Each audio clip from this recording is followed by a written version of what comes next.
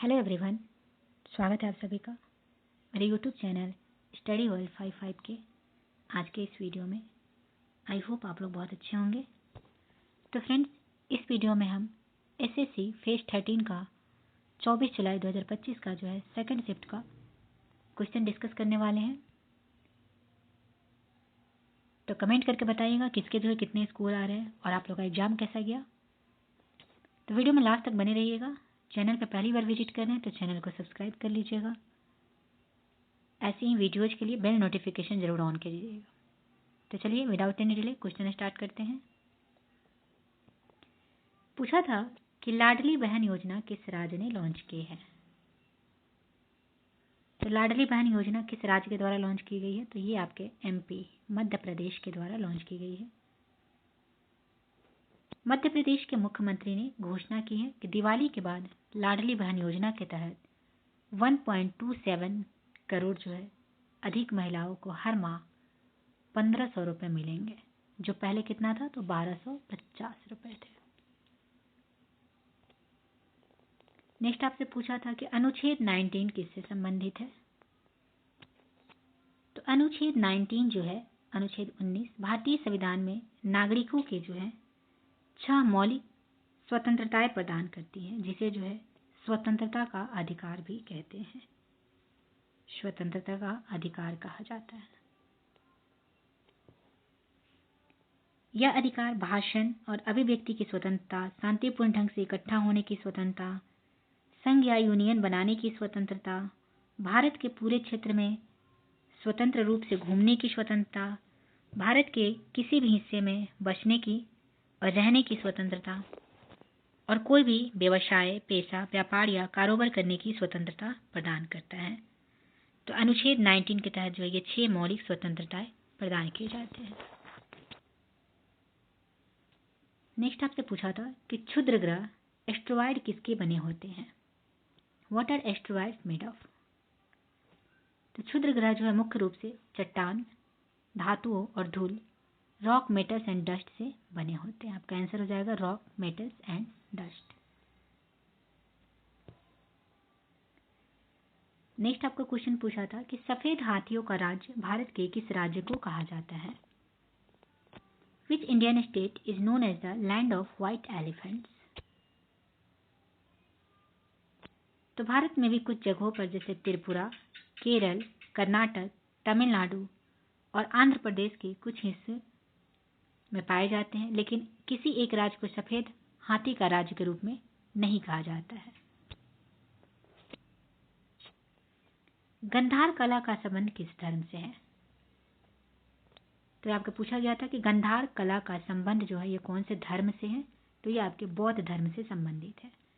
तो जिन्होंने भी बौद्ध धर्म जो है आंसर लगाए होंगे उनके करेक्ट आंसर हो जाएंगे।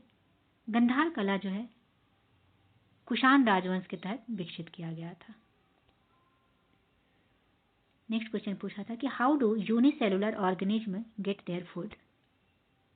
एक कोशिकीय जीव अपना भोजन कैसे प्राप्त करते हैं। तो अमीबा जो है एक कोशिकीय प्राणी है। यह कुट पादों की सहायता से अपना भोजन ग्रहण करता है।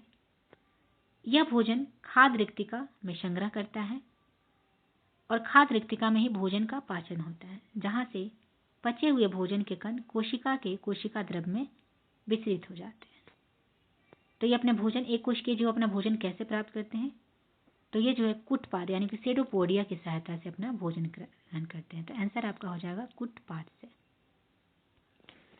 नेक्स्ट पूछा था आपसे कि व्हाट इज मीमांसा रिलेटेड टू।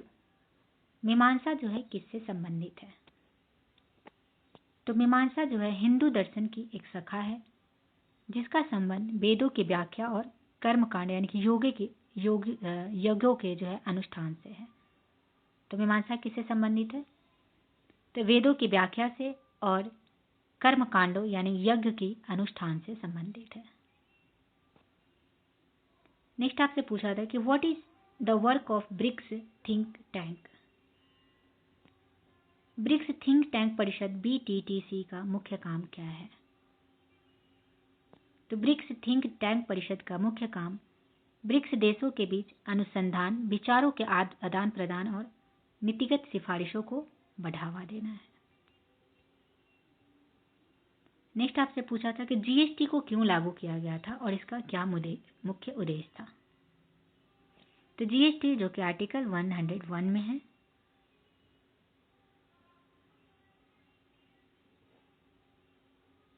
तो इसको जो है क्यों लागू किया गया था और इसका मुख्य उद्देश्य क्या था।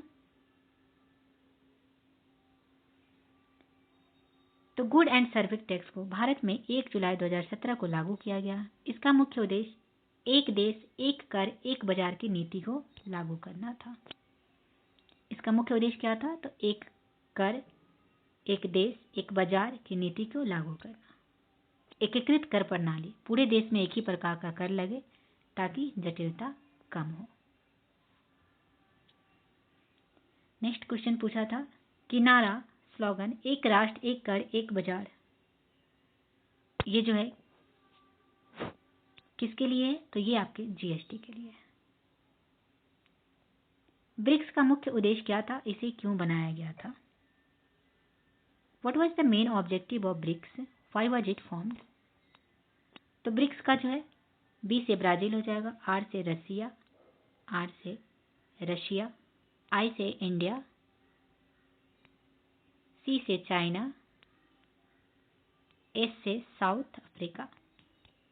तो ब्रिक्स एक संगठन है जिसमें 5 बड़े उभरते डेवलपिंग एमर्जिंग देश जो है शामिल है, ब्राजील, रसिया, इंडिया, चाइना और साउथ अफ्रीका।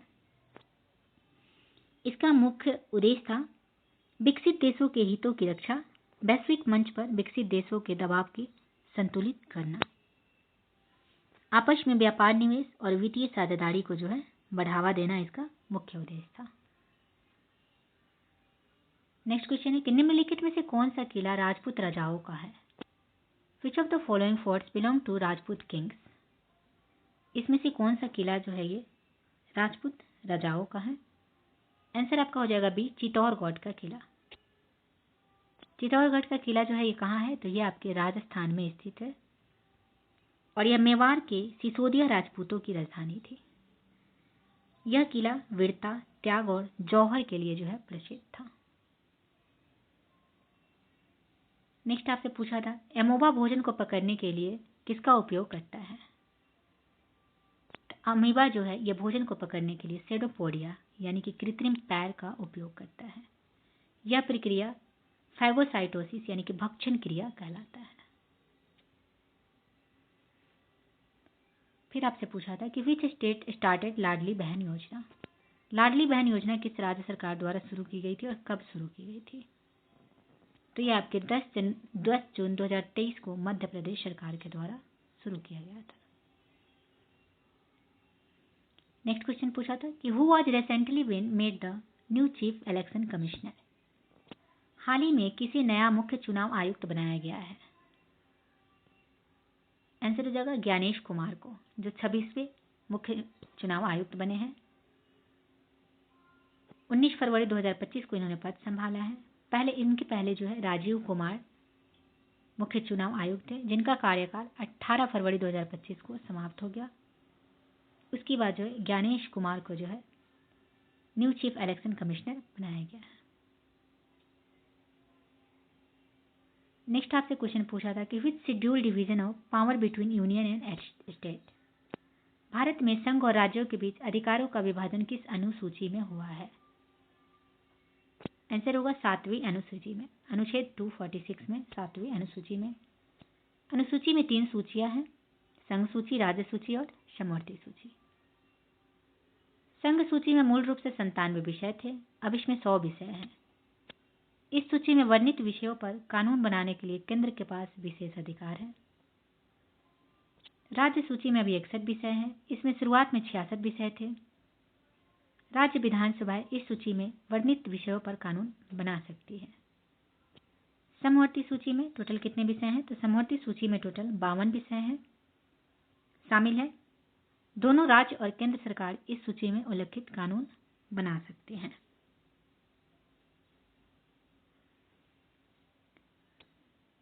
नेक्स्ट, किस क्षेत्र में जनसंख्या निवास अधिक है। Which region has the highest population density और हैबिटेशन। आंसर होगा गंगा का मैदानी क्षेत्र, गंगा प्लेन्स या Indo Gangetic plain is the correct answer. अनुच्छेद 14 किससे संबंधित है? अनुच्छेद 14 जो है ये किससे संबंधित है? आंसर होगा राइट टू इक्वालिटी से, विधि के समक्ष समानता से अनुच्छेद 14 संबंधित है और कानूनों का समान संरक्षण से संबंधित है।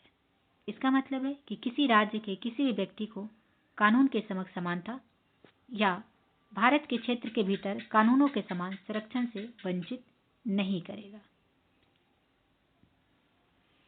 नेक्स्ट, भारतीय संविधान का अनुच्छेद 17 जो है किससे संबंधित है? आंसर होगा अनटचेबिलिटी यानी कि अस्पृश्यता, अस्पृश्यता से जो है संबंधित है, छुआछूत से।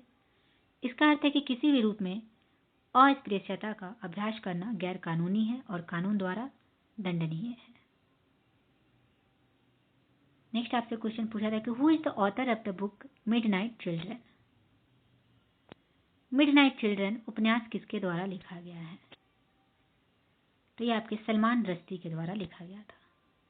मिडनाइट चिल्ड्रन पुस्तक है, उपन्यास, यह सलमान रश्दी के द्वारा लिखा गया। यह 1981 में प्रकाशित हुआ था। ऐतिहासिक उपन्यास है जो भारत की आज़ादी से लेकर उसके विभाजन तक की कहानी कहता है। बुकर पुरस्कार से भी इन्हें सम्मानित किया गया था सलमान रुश्दी को। सलमान रुश्दी की कौन सी पुस्तक फतवा विवाद का कारण बनी थी? तो the satanic versus. The satanic versus जो है मुस्लिम समुदाय के विवाद का कारण बना था। नेक्स्ट आपसे पूछा था कि न्यूटन का तीसरा नियम क्या है? तो न्यूटन का तीसरा नियम कहता है कि प्रत्येक क्रिया के लिए एक समान और विपरीत प्रतिक्रिया होती है। इसका मतलब है कि जब कोई वस्तु किसी दूसरी वस्तु पर बल लगाती है तो दूसरी वस्तु भी पहली वस्तु पर समान परिणाम का बल विपरीत दिशा में लगाती है। नेक्स्ट आपसे पूछा था कि पोंगल त्योहार किस राज्य से संबंधित है? तो पोंगल त्योहार जो है तमिलनाडु राज्य से संबंधित है। जिन्होंने तमिलनाडु किया होगा उनका करेक्ट आंसर होगा। यह एक प्रमुख फसल उत्सव है जो तमिल लोगों द्वारा मनाया जाता है और इसे सूर्य देव को समर्पित किया जाता है। पोंगल त्योहार जो है 4 दिनों तक मनाया जाता है। तो ये रहे 24 जुलाई के सेकंड शिफ्ट के एसएससी फेज 13 के कुछ इंपॉर्टेंट क्वेश्चन। तो आई होप आप लोगों ने बहुत अच्छे से एग्जाम दिया होगा। तो किसके जो है कितने स्कोर आ रहे हैं ज़रूर कमेंट करके बताइएगा। तो चलिए मिलते हैं नेक्स्ट वीडियो में। Thank you very much.